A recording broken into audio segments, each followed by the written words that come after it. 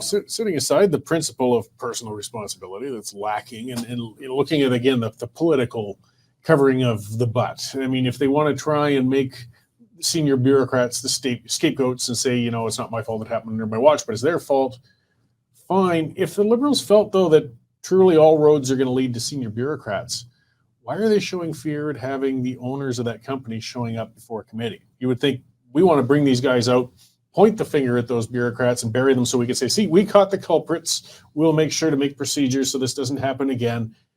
But instead, they don't want those guys speaking publicly. They don't want to have the public see exactly what happened, which starts to make me think there might be something tied in there a little close. Well, it's a bad look. They're being obstructionist.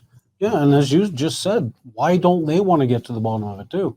I'm just speaking again to the cold political outlook. I just, if I were the Prime Minister, I'd want to be able to say that those dastardly fellows, they ripped off Canadian taxpayers during an emergency. I wish I'd have caught it at the time, but we were just so busy saving the world that we missed it.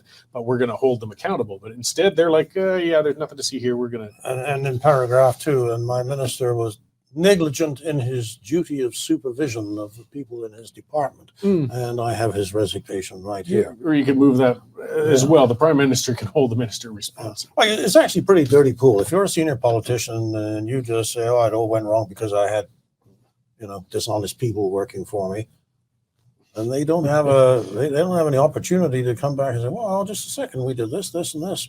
Everything was covered, sir. Now what? When we had pictures this week of Agriculture Minister Lawrence Macaulay dining on a huge lobster while on a taxpayer-funded trip to Malaysia.